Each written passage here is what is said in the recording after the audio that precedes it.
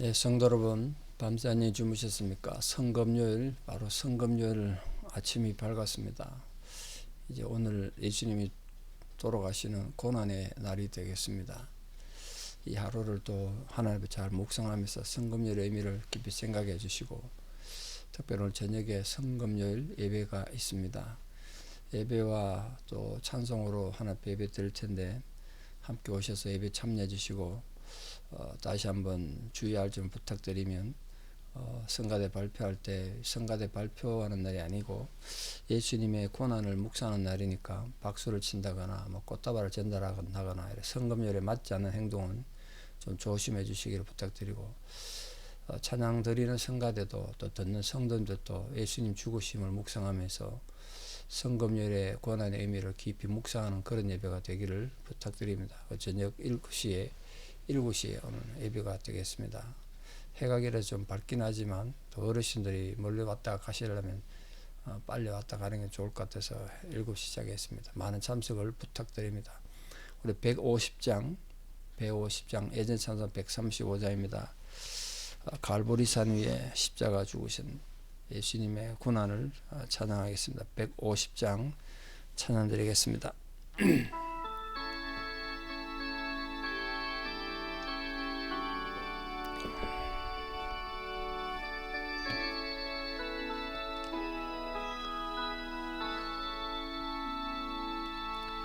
갈보리산 위에 십자가 서서니 주가 고난을 당한 표라. 험한 십자가를 내가 사랑하며 주가 보혈을 흘림이라. 최후 승리를 얻기까지 주의 십자가 사랑하리.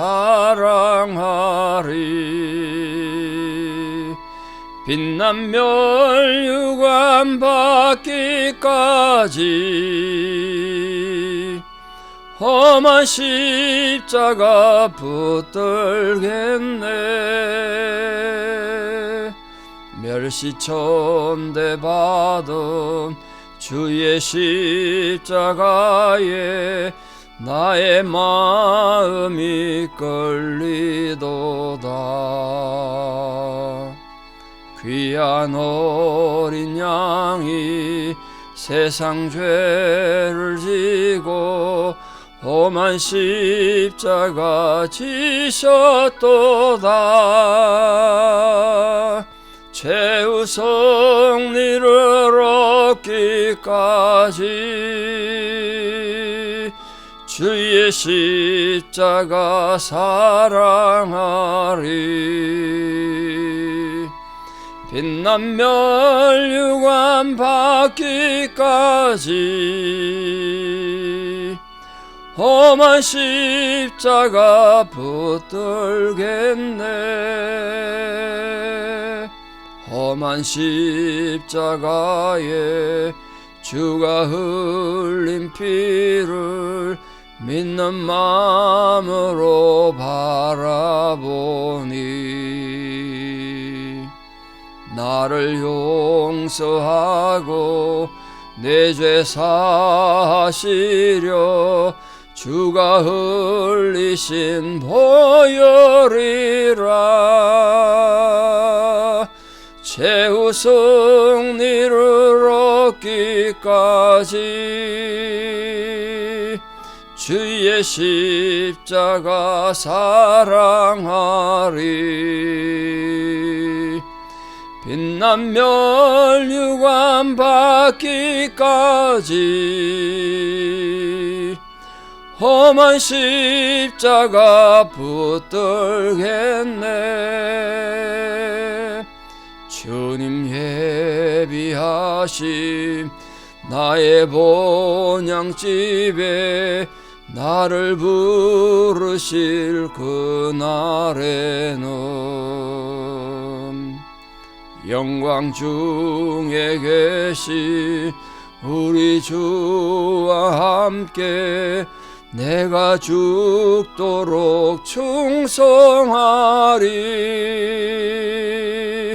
최후 승리를 얻기까지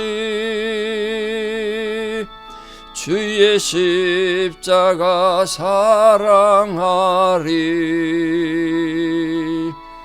빛난 면류관 받기까지 험한 십자가 붙들겠네. 아멘. 사도신경으로 우리의 신앙을 고백하겠습니다. 나는 전능하신 아버지 하나님 천지의 창조주를 믿습니다. 나는 그의 유일하신 아들 우리 주 예수 그리스도를 믿습니다. 그는 성령으로 잉태되어 동정녀 마리아에게서 나시고 본디오 빌라도에게 고난을 받아 십자가에 못 박혀 죽으시고 장사된 지 사흘 만에 죽은 자 가운데서 다시 살아나셨으며 하늘에 오르시어 전능하신 아버지 하나님 우편에 앉아 계시다가 거기로부터 살아있는 자와 죽은 자를 심판하러 오십니다. 나는 성령을 믿으며 거룩한 공교회와 성도의 교제와 죄를 용서받는 것과 몸의 부활과 영생을 믿습니다. 아멘. 2025년 4월 18일 성금요일 새벽에 하나님 주신 말씀 누가복음 23장 26절에서 45절입니다. 누가복음 23장 26절에서 45절 본문이 좀 깁니다. 누가복음 23장 26절 다 찾아진 줄 믿고 봉독에 올립니다. 누가복음 23장 26절입니다. 그들이 예수를 끌고 갈 때 시몬이라는 구레네 사람이 시골에서 오는 것을 붙들어 그에게 십자가를 지워 예수를 따르게 하더라. 또 백성과 및 그를 위하여 가슴을 치며 슬피우는 여자의 큰 무리가 따라오는지라. 예수께서 돌이켜 그들을 향하여 이르시되 예루살렘의 딸들아 나를 위하여 울지 말고 너희와 너희 자녀를 위하여 울라.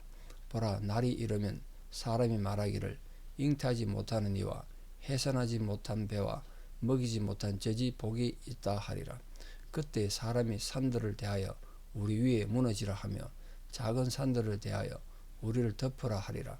푸른 나무에도 이같이 하거든 마른 나무에는 어떻게 되리요 하시니라.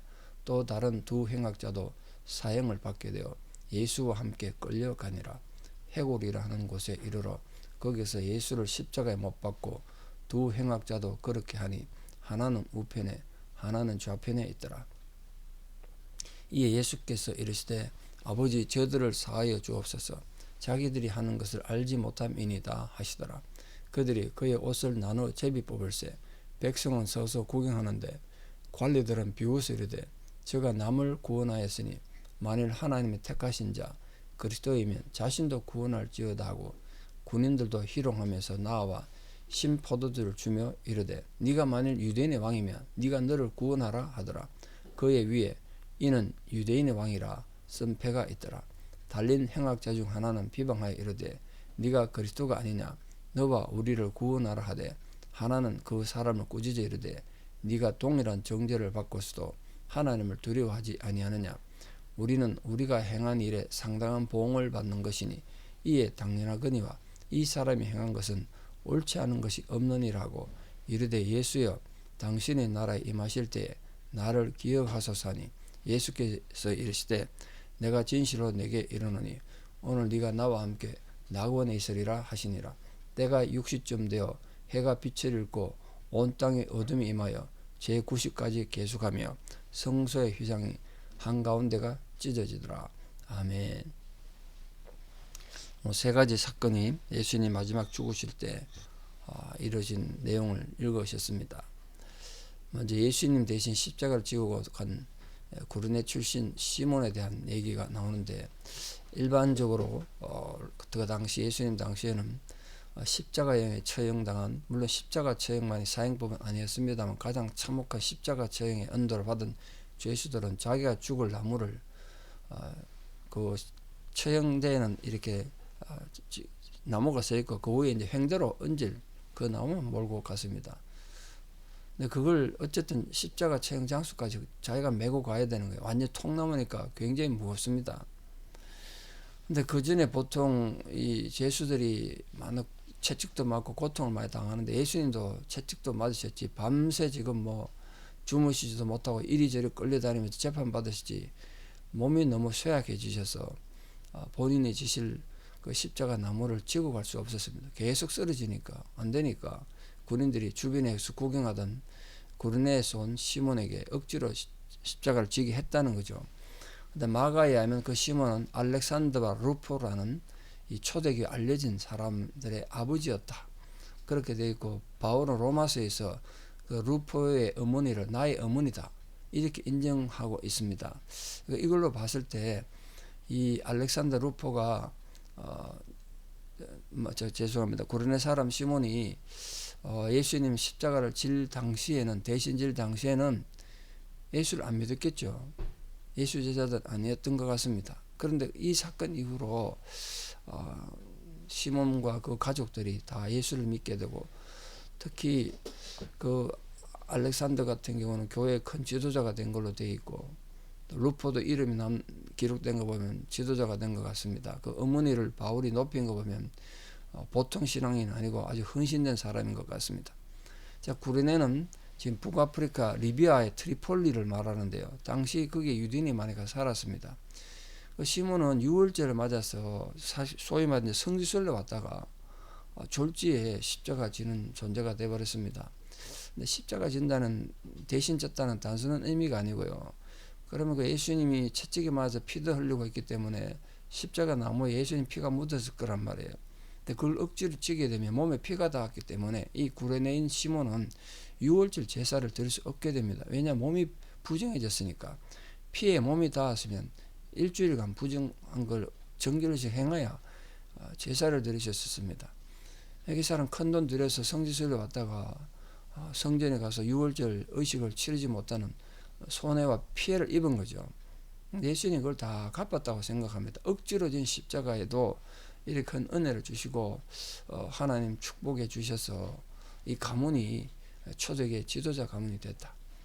자, 두 번째가 이제 백성들 중에서 예수님을 위해서 우는 자들이 있었다. 특히 그 우는 여자들이 있었는데 예수님께서 뭐라고 그랬냐면 예루살렘의 딸들아 이렇게 말했습니다. 그 말은 갈릴리에서부터 예수님을 따랐던 많은 여자들이 있는데 그 갈릴리에서 온 여자들이 아니고 예루살렘에서 예수를 믿게 된 여자들이다. 그렇게 예루살렘의 딸들아 이렇게 부르죠. 자신을 위해서 울지 말고 너희들을 위해서 울어라. 그리고 너희 자식들을 위해서 울어라. 그렇게 예언하셨어요. 그 말은 지금 예루살렘이 곧 멸망당할 텐데 그 멸망당하면 정말 비참하게 될 것이고 너 아이들들은 뭐 로마 군대가 와가지고 예루살렘 멸망시킬 때 남자들은 다 죽였거든요. 여자들은 포로로 가서 잡혀가서 노예가 되고 그래서 얼마나 그 고통이 큰지 자식 없는 게 무자식 상팔자다 이런 말 될 정도로 너무 큰 고통 당할 것이다 그렇게 표현했습니다. 그러시면서 푸른 나무에도 이렇게 하는데 마른 나무 운명은 어떻게 되겠냐 이렇게 말했습니다. 이 푸른 나무는 뭘 가리킬까요?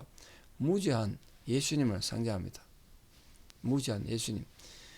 그러니까 푸른 나무 다시 말해서 아무런 죄도 없이 이렇게 예수님이 끔찍한 비극을 당하고 고통을 당하는데 죄 많은 예루살렘 마른 나무는 그 운명이 어떻게 되겠냐.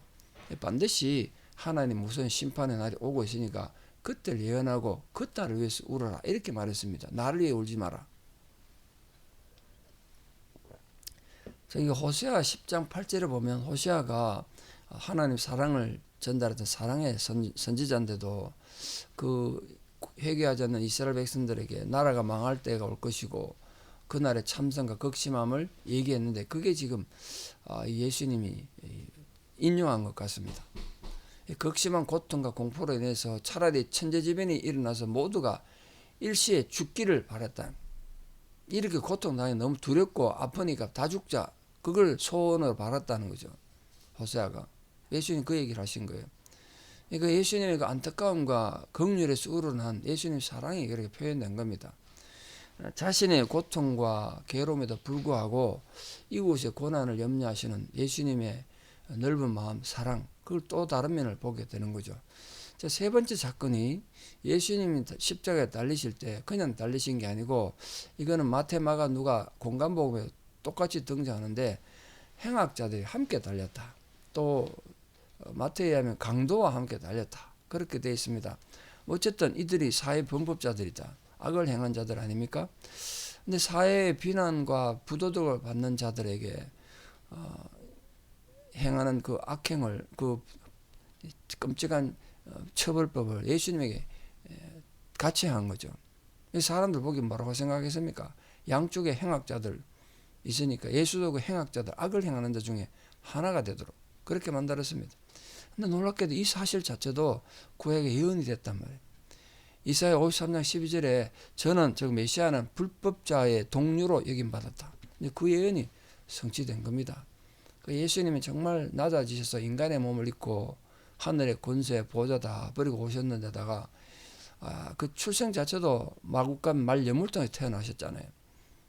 그 기껏 사신 건 남의 말 여물통 빌려 태어나셨다가 죽으실 때는 이렇게 실로라기 하나 걸치지 못하고 십자가 달려 죽으셨습니다. 여러분, 예수님 십자가 달리실 때 화가들이나 조각가들이 중요한 부위를 가리고 그립니다만 그건 엉터리입니다. 로마인들이 그렇게 십자가 처형하지 않았습니다. 실로라기 하나 걸치지 못하고 그렇게 나무에 매달리셨어요. 하나님이신 분이 그렇게 죽으셨단 말이에요. 그렇게 예수님이 달리신 십자가가 달린 장소가 해골이라고 불리는, 그 해골이란 히브리어가 골고다거든요. 그래서 골고다 언덕 이렇게 표현합니다. 지금 어떤 장소에 예수님이 십자가 달리셨는가 정확한 장소는 알 수는 없습니다. 다만 히브리서에 의하면 성문 밖에요. 당연히 성문 밖일 겁니다. 성문 안, 예루살렘 성문 안에서 사람을 처형하진 않았으니까 성문 밖에 가서 십자가 못 박았을 것입니다. 그런데도 예수님께서 저희의 죄를 사해달라고 사죄를 선언했습니다. 근데 그 저희가 누군지는 정확히 모릅니다만 예수님을 모함했던 바리새인들, 제사장들, 유대인들 뿐만 아니라 예수님에게 사형을 집행하고 채찍질했던 로마 군인은 다 포함되지 않겠습니까? 모든 사람 다 포함합니다. 예수님이 마지막 사죄 기도는 사람의 이 악을 행하는 자들은 자비의 표시일 뿐 아니라 악을 행하는 것이, 인간이 악을 행하는 자체가 모르기 때문에 진리를 알고 그 악을 행한 뒤에 어떤 처벌이 있는가 알면 그렇게 못할 텐데 모르고 한다. 그걸 하는 예수님이 불쌍히 여기셨어요. 그러니까 자신과 남에게 악을 행하는 것 자체가 그 본인의 영이 어두워져서 점점점 악행을 행하고 그 행위가 정말 잘못된지 모르니까, 그 분별할 수 있는 힘이 없으니까 그렇겠죠. 지금도 마찬가지 아니겠습니까? 그래서 우리도 정말 주님께서 이렇게 원수까지 용서하시고 오히려 그들에서 기도하시고 그들의 죽으신 것처럼 그 사랑이 우리가 믿는 하나님의 사랑이, 우리가 발견한 사랑입니다. 그 사랑을 생각해서 참된 용서와 위로가 우리 삶에 있는 그런 성금요일의 의미와 가치를 아는 성도들 사시기를 축복합니다. 참 밑에 사람들이 예수님 십자가 달린 걸 보고 놀립니다. 네가 하나님 택하신 자라면, 하나님 인자라는 건데 메시아를 나타내는 말이기도 하고 이스라엘 선민을 나타내기도 합니다. 근데 본절에서는 네가 하나님 메시아라면, 그런 뜻으로 비웃는 말이죠. 네가 하나님 택하신 자라면 그 십자가 내려와 너를 구원해봐. 세상 구원한다면 세상 구원하기 전에 너라도 구원해봐. 이렇게 무시하고 놀렸다는 거예요. 근데 그 예수님 십자가에서 돌아가시기 전에 다 들으셨단 말이에요. 근데 예수님 머리 위에 죄표가 붙었는데 그 죄표가 공간복음에서 다 있는데 각기 다르게, 내용이 조금씩 다르게 써 있습니다. 근데 3개국어로 써 있습니다. 3개국어로. 로마, 그 라틴어, 아람어, 히브리어 이렇게 다 썼다. 이는, 이 말은 이는 아주 무시하고 경멸조를 말하는, 이는 유대인의 왕이다. 유대인의 왕 이렇게 써야 돼. 또 마태복음에서 자칭 유대인의 왕이다 이렇게 썼다. 여러분, 예수님은 온 우주의 진짜 왕이시지 않습니까? 자칭 왕이 아니라 정말 왕이셨는데 그런 핍박을 당하고 억울함을 당하셨습니다. 우리도 예수 제자로서 세상을 살아가는 데 있어서 의를 위해 핍박을 받으면 오히려 기뻐해야 될 것이 아닌가. 왜? 그게 예수님 따르는 길이니까.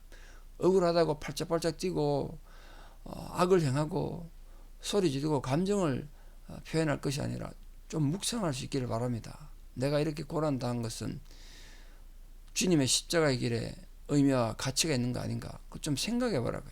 그럼 묵상하는 자가 되기를 바라요. 자, 그때 이제 마지막 문제가 이제 예수님과 함께 행악자들이 달렸는데 이들이 보여준 반응을 보십시오. 한쪽 벽 강도는 예수님을 이 유대인들과 같이 놀립니다. 네가 그리스도가 아니냐? 너도 구원하고 우리도 구원해봐. 그럼 내가 너 믿을게. 뭐 이런 식으로 비방했다는 거예요.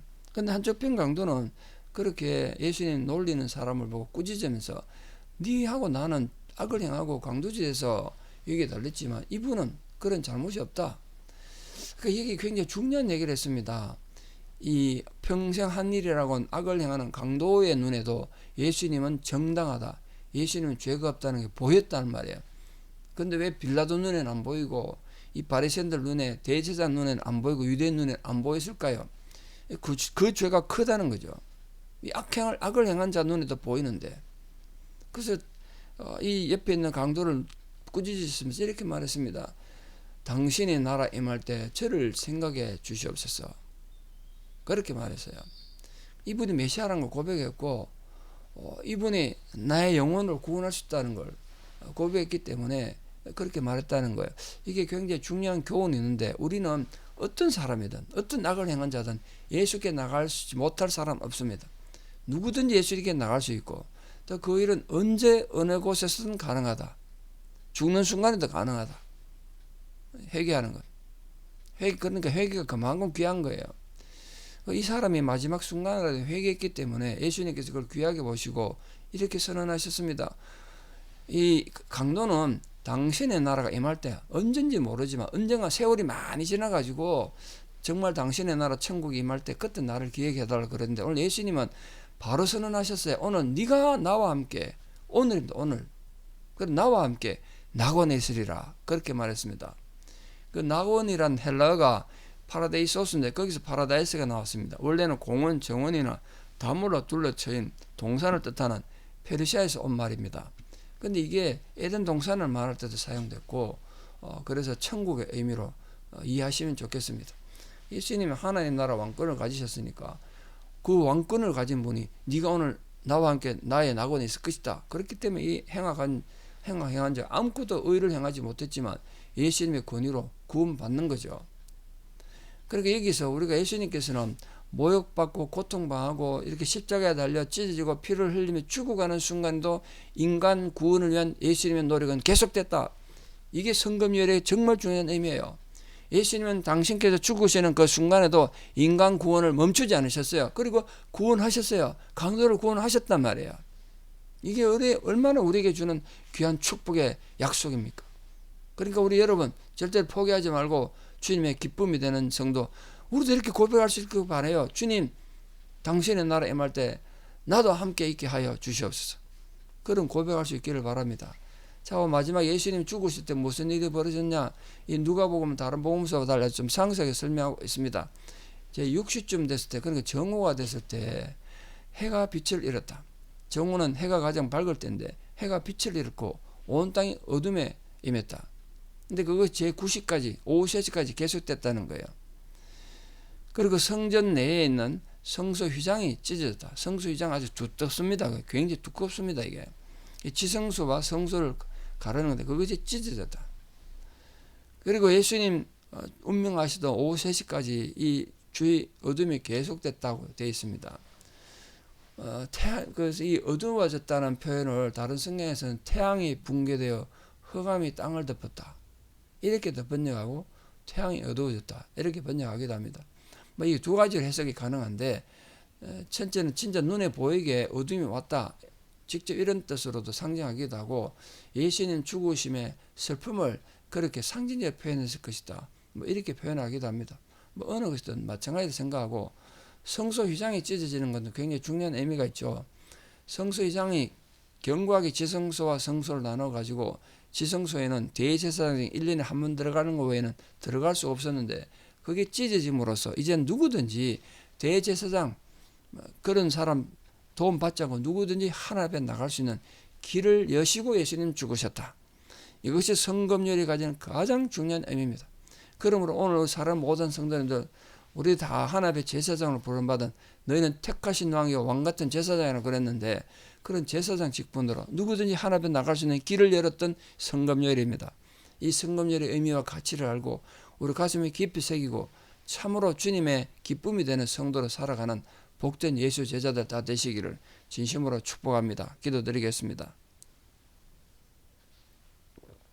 아버지 하나님, 2025년 성금요일 이렇게 맞고 보냅니다.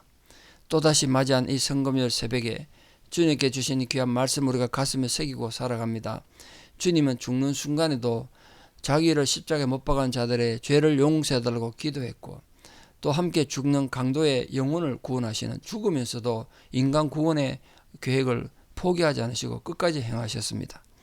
참으로 이 주님의 희생과 헌신의 의미를 깊이 생각하는 성금요일을 되게 하셔서 이 성금요일의 가치와 의미를 아는 성도로 살아가기를 원합니다. 우리 모든 삶의 상황 가운데서 주님이 나를 위해 죽으신 성금요일의 가치와 의미를 알고 행하는 자로 살아갈 수 있도록 오늘도 저에게 은혜를 더하여 주시옵소서. 오늘 저녁에 있을 저녁 7시에 있는 성금요일 예배 위에도 은혜를 주셔서 그 예배에 참여하는 모든 자들이 주님이 이렇게 우리 위해 죽으셨다는 의미와 가치를 새롭게 깨닫는 복된 시간 되게 하여 주시옵소서. 이제는 우리 주 예수 그리스도의 은혜와 하나님 아버지의 만극하신 사랑과 성령님의 위로 교통 역사하심이 성금요일의 의미와 가치를 알고 주님 앞에 참된 제자로 살아가기를 결단하는 사랑하는 성도님들의 위대한 신앙 고백 위에 또 우리 사랑하는 모든 자녀들 삶에 지금도 병상에서 삶의 환난을 당하여 하나님의 위로를 간구하는 모든 힘든 고난 가운데 있는 성도님들 위해 이제부터 영원토록 함께 하시옵기를 간절히 축원하옵나이다. 아멘. 여러분 성금요일 은혜가 잘 보내시고 저녁 7시 교회에서 성금요일 예배 함께 들으시기를 바랍니다. 감사합니다.